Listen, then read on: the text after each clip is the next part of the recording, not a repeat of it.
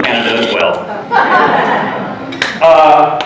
How many Christadelphians are there in North America? Oddly enough, the one area of the world that we are closest to, and presumably the one area we're most familiar with, is one of the areas where it's hard for us to pick a number. Because it all boils down to who you're going to count, right? Depending on how broadly you cast your net of fellowship, you might think there are more or less Christadelphians here. Well, I don't want to offend anyone, but when I get to the judgment seat, I'm not going to be surprised to look around and see more people than I thought there would be there. So here's the first question. Just shout out if you think you know. How many are there in North America? Christadelphians? 20,000. 8,000. 9,000. 12,000. Well, so far, nobody wins.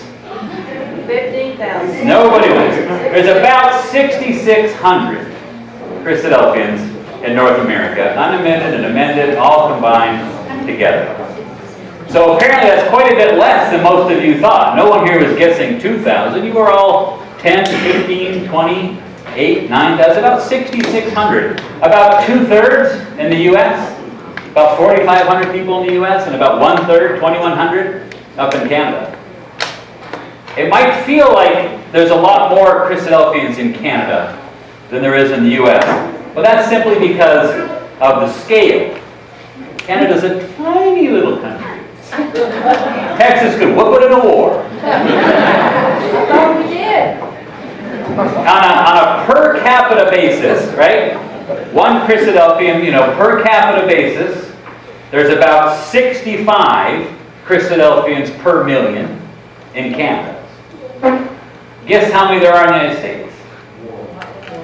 14 per million.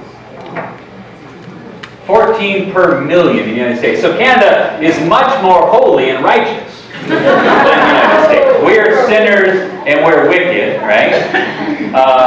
There's only 14 Christadelphians. Out of every million people, 14 Christadelphians. 26 million people in Texas times 14, 260, about 300 people, 300 Christadelphians in Texas. Well, pretty close, right? So if Canada ever grows up, and Canada ever becomes a real country, like the United States with 300 million, and they kept their percentage at 65 per million, there'd be over 20,000 Christadelphians in Canada. Well, that's never going to happen. So the U.S. is at 14 per million. You don't even understand that number. You don't even know what that means, 14 per million. Let's give you a perspective of what 14 per million is.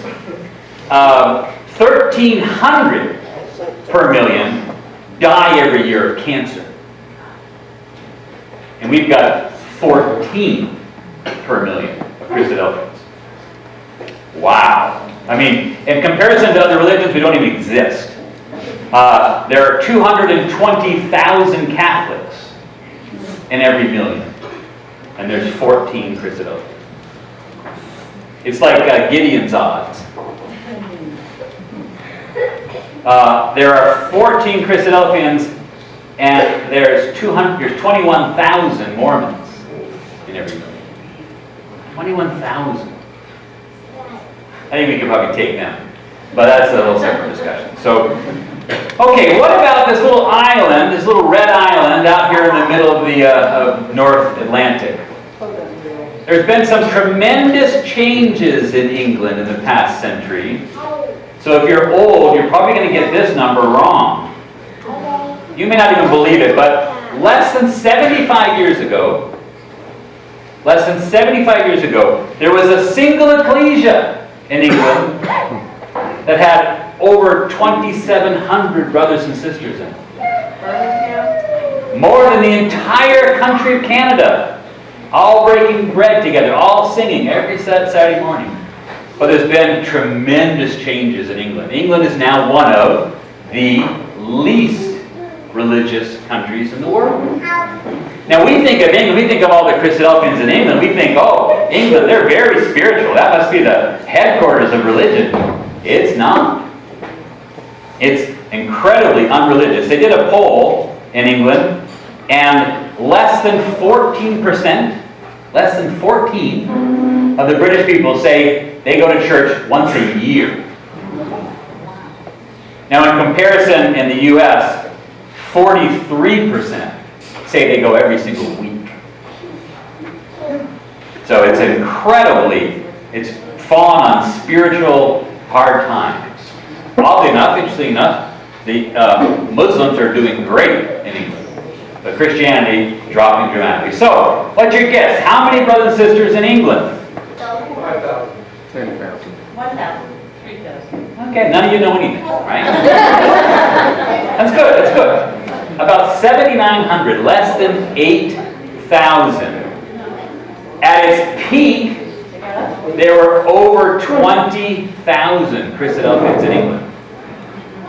Anybody here 80? Nothing personal, but anybody here 80? Paul is 80, just turned 80. In Paul's lifetime, there were 20,000 Christadelphians in England. Now there's less than 8,000. Endangered species. And every one of them is old. Almost all of them are old. You know? I mean, in the rest of Paul's lifetime, you're going to see that number get even smaller. They're dying at a rate of about 140 a year in England, and they're baptizing at a rate of about 40 a year. So you do the math. It's not going to be very long. So the focus, of course, in the UK is on young people, right? They want to try to talk to the young people and try to help their young people come to the hope of salvation, because that's the hope of the brotherhood. Now, statistically, over here in Australia, religion's doing a lot better than it is in England. 11% of Australians say they go to church every week. Remember, the U.S., 43% go to church every week. Australia, 11%. But the Christadelphian faith has been doing a lot better in Australia. It's been growing quite a bit in Australia. You know why? They all have 6 kids. They all have 6 kids, and those kids all go to Sunday school, and a lot of them get baptized. How many brethren do you think there are in Australia and New Zealand? 29,000. Yeah, what do you think? 9,000. Well, let me ask you this way. More or less than England? Just barely. 7,800 in Australia and New Zealand. In the next couple of years, with the increased number of baptisms going on in Australia and the decline going on in England, Australia is going to pass England as the largest number of Christadelphians in the world. And that is going to drive the Brits crazy, right? They are not going to like that at all. But that's what we're going to see in the next couple of years, this change. So this is typically what we view as the Christadelphian world, right?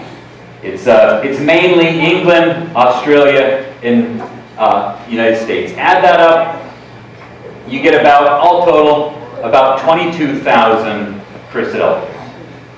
22,000 in the first world.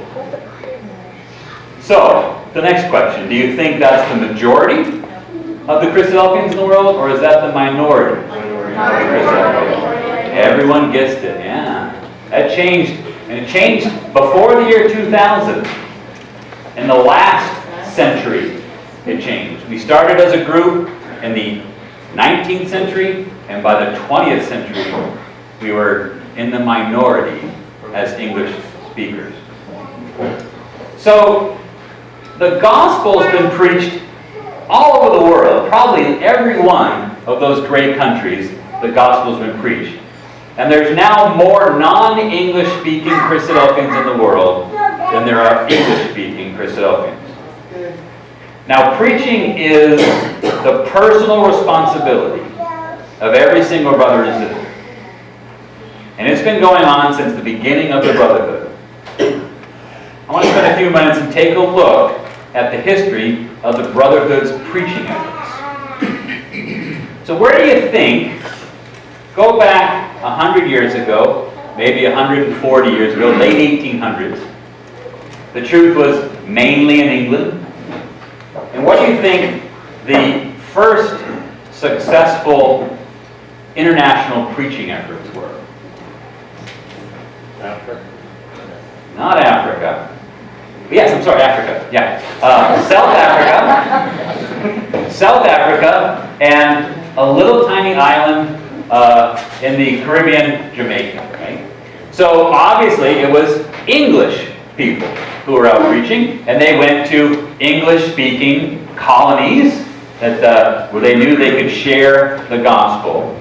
So several hundred brothers were baptized in South Africa and were baptized in Jamaica. Even though it's every person's responsibility to preach, we all know what happens when something is everyone's job, right? When it's everyone's job, no one does it. And the brethren came to realize that. So the brethren in England were by far the dominant force in the brotherhood. So they established a worldwide preaching organization, and they called it the Christadelphian Bible Mission. Anybody know when the CBM began? What year? I'll tell you.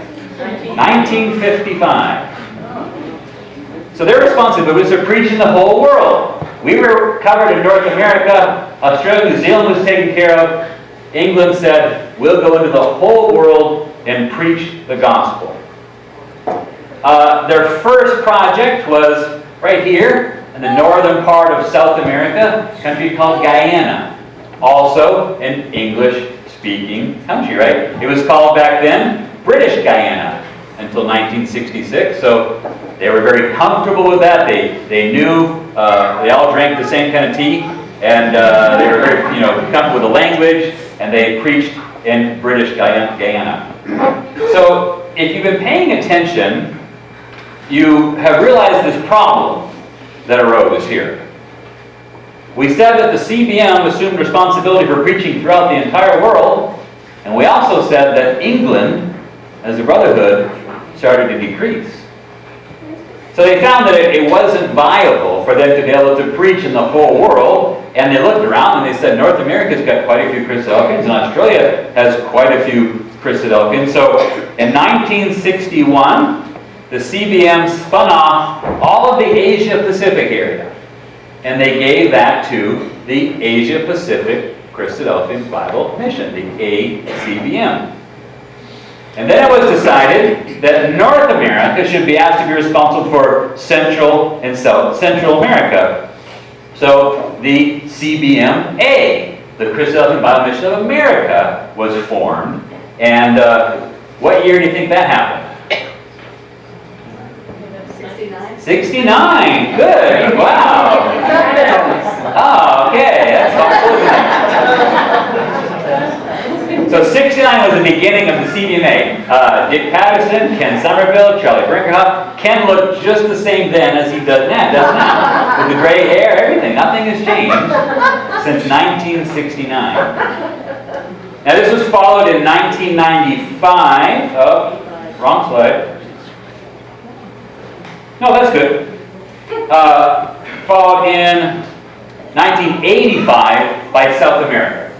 So first we were responsible for Central America. England still kept South America for 15, 16 years. Then in 1985 they said, okay, you go ahead and you take all of South America. America is responsible for Central America and South America, except for Guyana and the Caribbean. Okay? Then in 1997, the CBM South Africa, the CBMSA, was established to preach in Namibia, Botswana, and Swaziland. There's currently 1,200 brothers and sisters in that area. And then finally, in the year 2000, all of the Caribbean and Guyana were turned over to the CBM of America. Shortly thereafter, the CBM of Canada was formed, and they take responsibility for Caribbean, and the CBM of America takes responsibility for Central and South America. So this is where we find ourselves today. There we go. Where the United States and Canada is responsible for all of Central and South America and the Caribbean. Australia is responsible for the entire Asia-Pacific area, and England is responsible for everything else. Now remember, preaching is still the personal responsibility of every brother and sister. And even though England has carved the world up into these different areas, anyone can still preach anywhere in the world. It doesn't matter where you live. If you're motivated or moved to preach somewhere, you can go wherever you want. So the idea was simply to kind of stop any double effort, to help reduce any errors that we're making and don't let anything slip between the cracks. Make sure that every area is being covered. And we're all commanded to go into all the world and preach the gospel.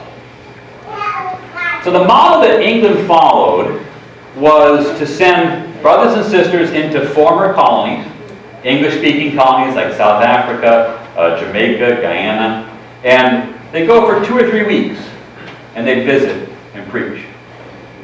So when the CBMA began in America, we've kind of followed the same method, the same model.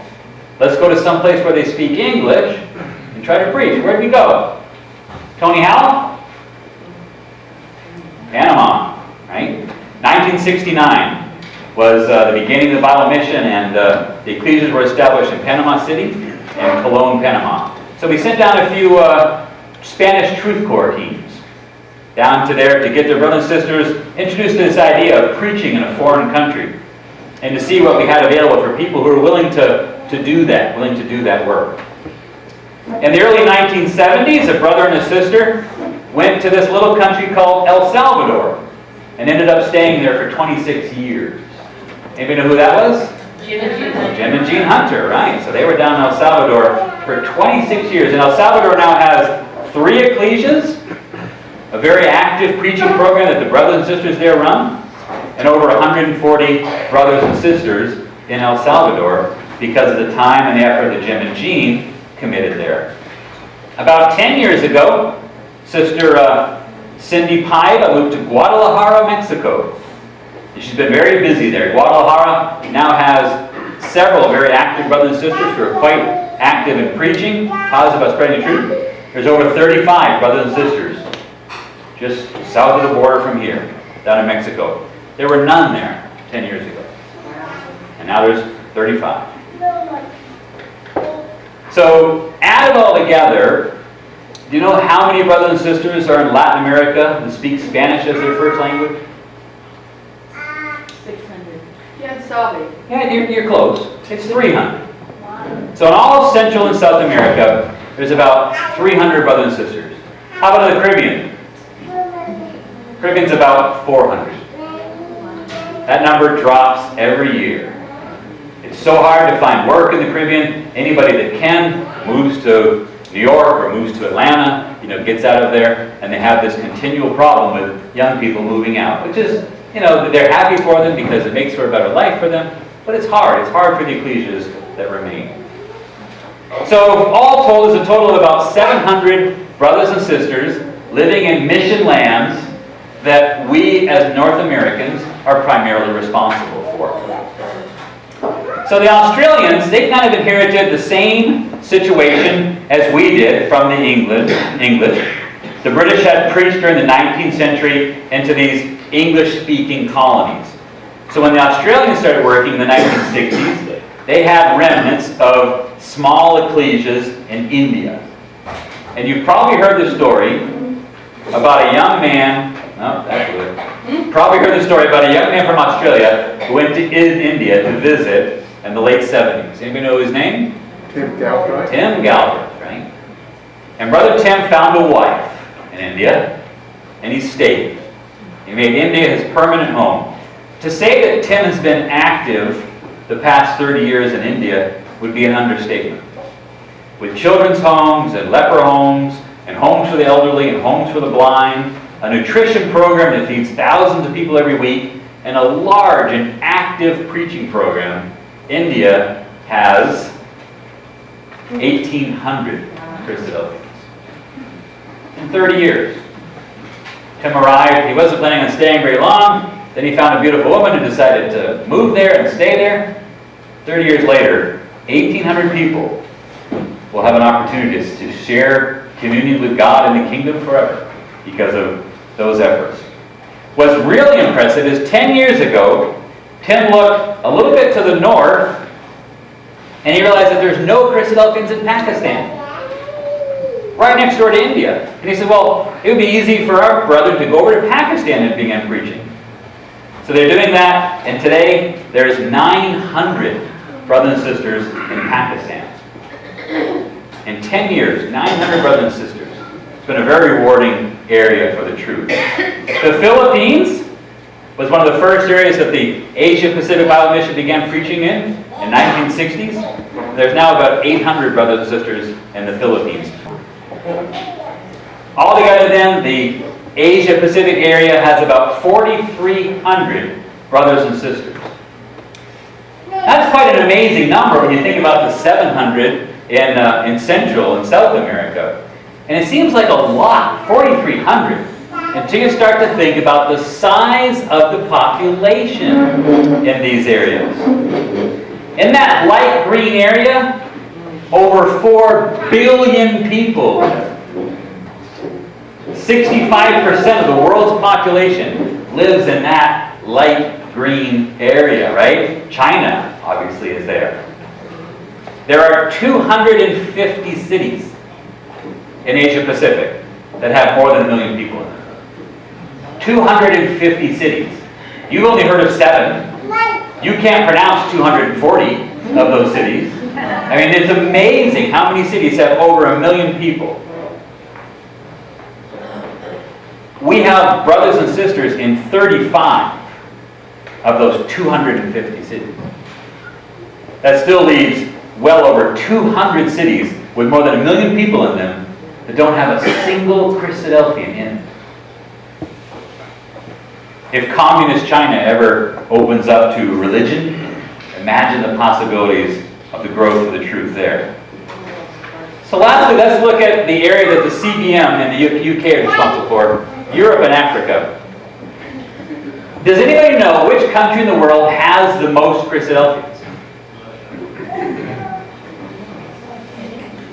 Who has the most Christadelphians? Malawi. By far, the most Christadelphians in the world are in this little tiny place you've never heard of, Malawi, Malawi, a country in southeastern Africa. It's a small little country, 15 million people. Texas is almost twice the size of Malawi. Of course, it was a British colony until the late 1800s. And now there's 9,000 brothers and sisters in Malawi. Now this nation only has 15 million people. And there's 9,000 Christadelphians. Now remember, how many people did I say were in Canada? 65 for every 1 million. How about the US? 14 for every 1 million. In Malawi, it's 600 for every 1 million. I mean, it's amazing.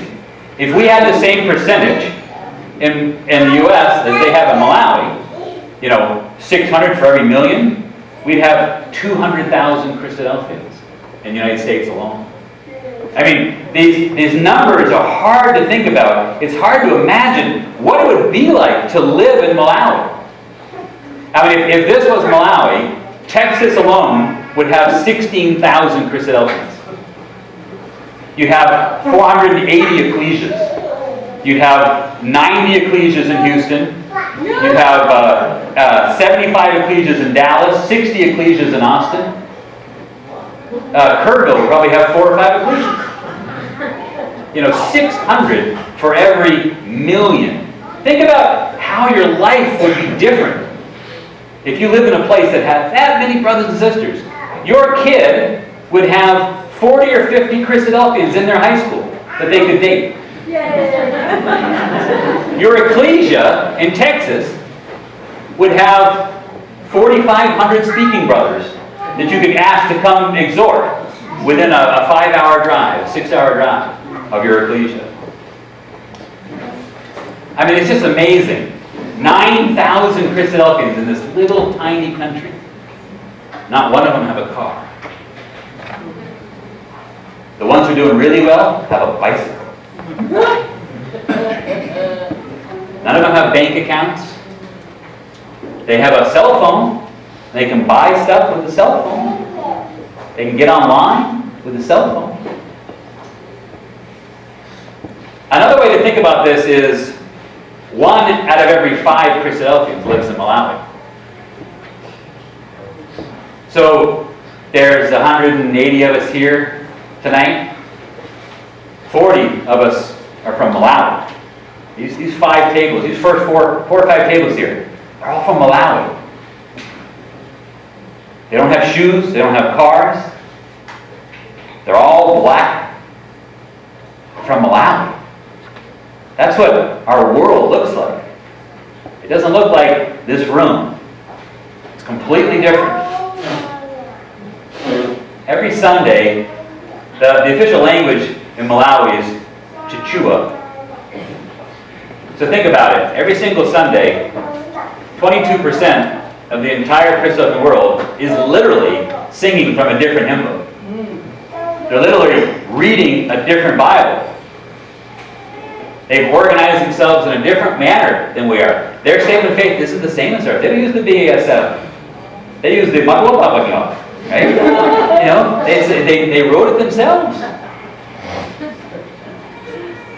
On the coast, to the right of Malawi, is this little country called Mozambique, and then up from there, north of Mozambique, is Tanzania, and Tanzania has 3,000 Christadelphians. North of that, Kenya. Kenya's the one that has 3,000. I'm wrong. Kenya has 3,000 Christadelphians in Kenya. Again, previously a British colony. We've got a high school in Kenya. Agape in Action has built a school where they send Christadelphian young people to a school there. Everyone in Kenya speaks Swahili. So in addition to Africa, the CBM sponsors campaigns in Europe, Eastern Europe, and Western Europe, including Russia. And there's about 900 brothers and sisters in Europe. So if you're equipped with math and you kind of add all these things up, 6,600 here, 7,900 in England, 7,800 in Australia, 18,000 in Africa, 4,300 in Asia. It's about 48,000 Christadelphians in the world. So what was your guess? Paul guessed 30. But he was quite a bit lower. Is that number higher or lower than what you thought? 48,000. Lower. 7,300 in the blue parts, 12,000 in the green bit to the right, and about 27,000 in that big red middle part. So let me share with you some thoughts about this. First of all, let's talk about money. Because believe it or not, I am here to talk about money. The red, green, and the blue countries are areas that we think of as first world, right? We live in the US, England, and Australia. We're the ones that drive the fancy cars. We're the ones that have the regular, consistent paychecks. We have about 6% of the world's population. 6 out of every 100 people live in the United States, England, or Australia. How much of the money of the world's money is in those places? 33%. 33% of all the money in the world, all the wealth in the world, is the United States, England, and Australia. So we can afford to help. We can afford to help our brothers and sisters.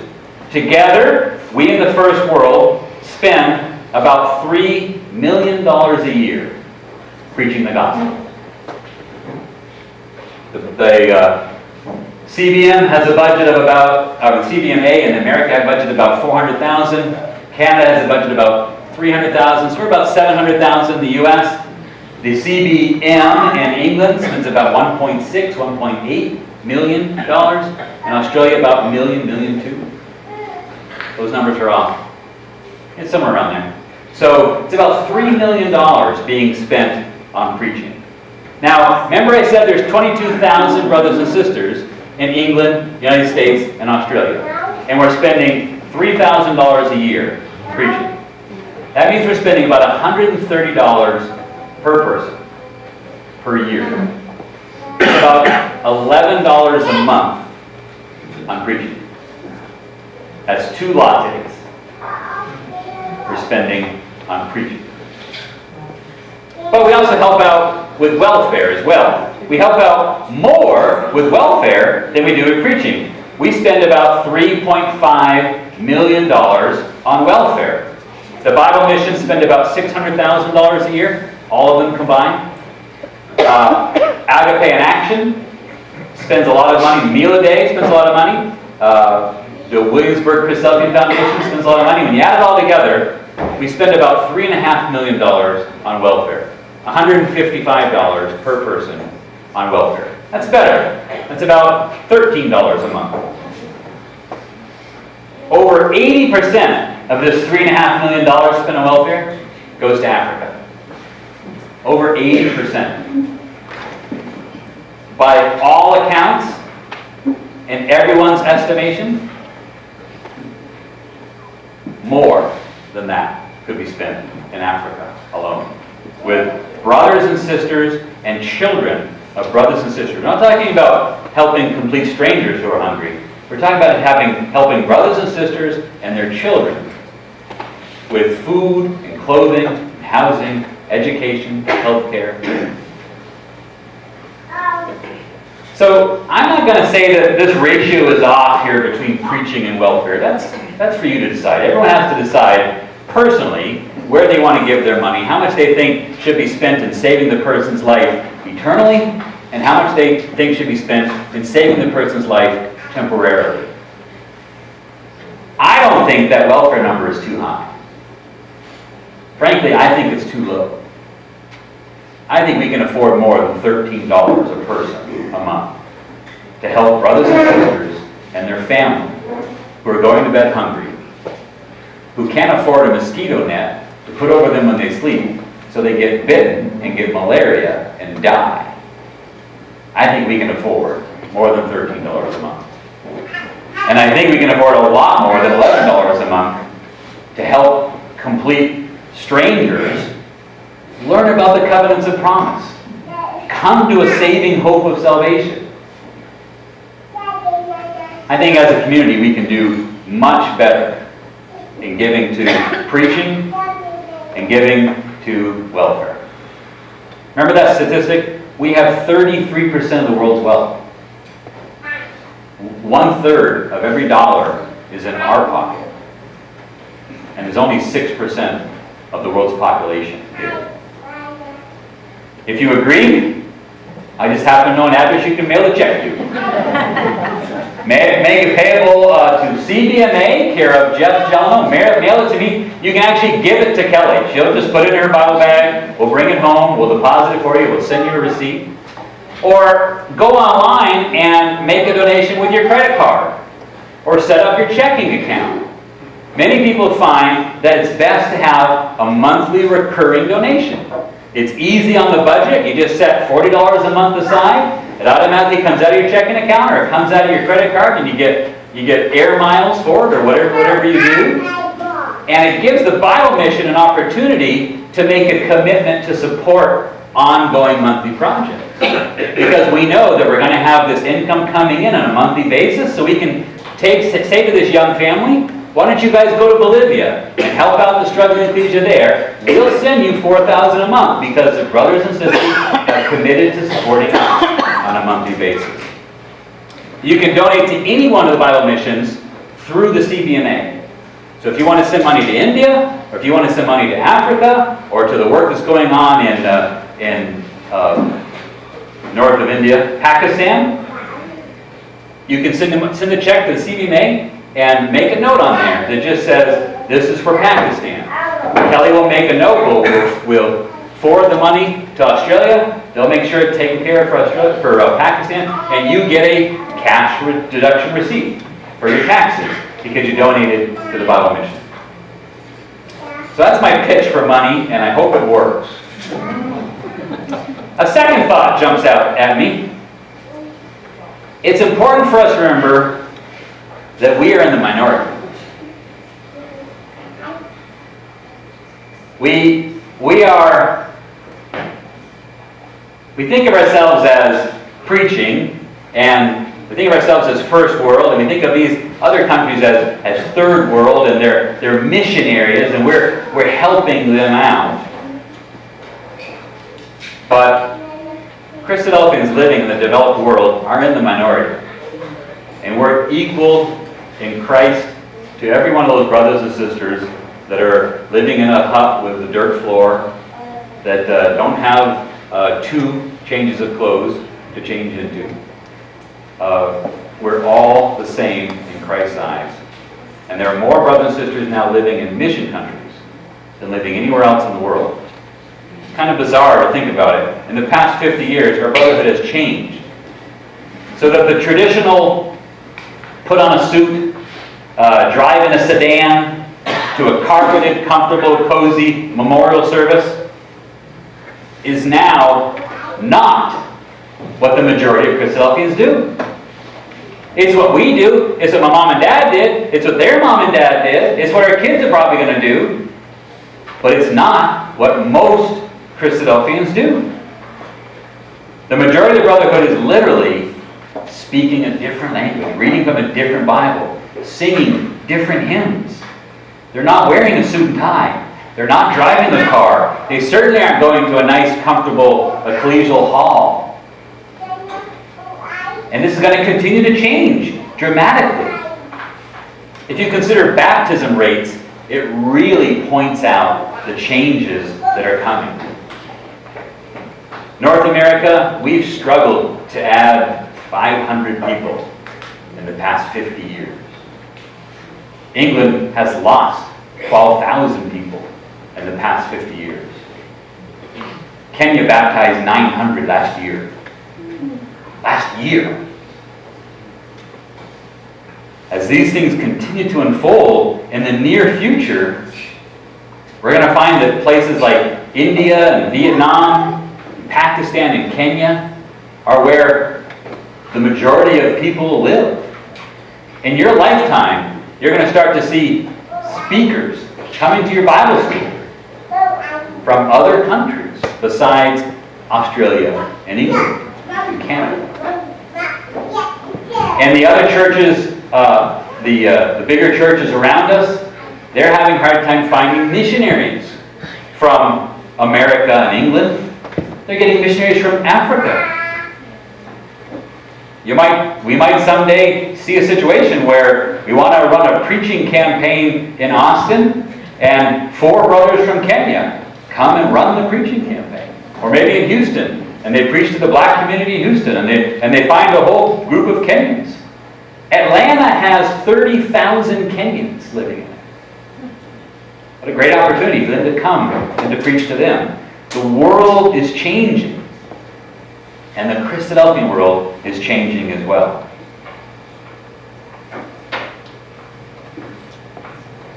It won't take long before the worldwide community looks dramatically different. Now, what does this mean for you? Well, probably not much. Global changes are like glaciers, right? They move so slow, you can't even notice it. And often, you won't notice them in your life. I'm 50. I'm almost done. Well, and we're all getting older, and by the time we get old, we might not even see these changes. But it could. We could start to think more globally, start to think outside of our little box of our ecclesia or our state or even our country. Start thinking about what's going on in the world around us. Reach out a little bit further. Travel to some other place. Familiarize yourself with the ever-changing and growing body of Christ. Take advantage of the opportunities available to you through the Bible missions in the U.S. and England and Australia. Last year, the CBM in England sent out 360 people on 2-week missionary trips. In the Asia Pacific, CBM sent out 300 people on 2-week missionary trips. Take 2 weeks of your vacation. Sign yourself up. Go to Vanuatu and see what it's like. See what the brothers and sisters are there. CBMA has lots of opportunities. There's a lot of need in the Caribbean. The brothers and sisters in Guyana would love to hear a Bible class from you. They'd love to have you come speak at their spring gathering or at their Bible school, or just come to their ecclesia and visit and share an exhortation. Cindy Paiva in Guadalajara can always find a way to put you to work. If you've got a week, go down to Guadalajara and she'll find plenty of work to keep you busy. There's a great need for help in Panama. Get involved in one of the support programs. Make a trip. We have missionary trips 4 times a year. Just contact me and I'll hook you up with Brother Don Luff. And he'll take you with you. It doesn't matter if you can't speak Spanish. He'll be there. He'll guide you through. He'll introduce you to the brothers and sisters in Ecuador, the brothers and sisters in Bolivia, the brothers and sisters in Peru. You'll meet people and you'll feel like a rock star visiting their ecclesia, like Bono. It's Kelly and I were in Quito, Ecuador, and it was just amazing. They stopped in the middle of the memorial service and welcomed us. Senor Hef.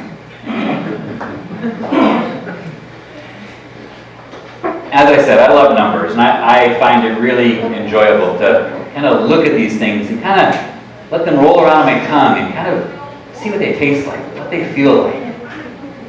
I hope you've enjoyed this. I hope I didn't bore you with all my facts and figures. Because at the end of the day, you see, these numbers don't really matter. It doesn't matter how many Christadelphians there are.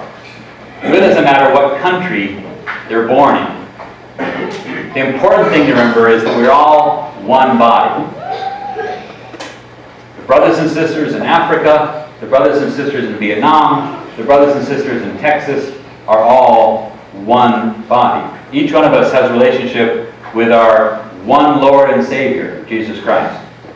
Each one of us is loved dearly by the one God. Each one of us believe this one gospel. We've all been baptized into one baptism. Each one of us is under the same commandment, a new commandment, that you love one another. Just as I have loved you, you also are to love one another. And by this, all people will know that you're my disciples, if you have love for one another. They may not look like you. They don't talk like you. They don't even think like you. But they're your brothers. Whether they live 9,000 miles away or whether they live in the next town over, they're your brother. You need to do whatever you can to help them in their walk with you.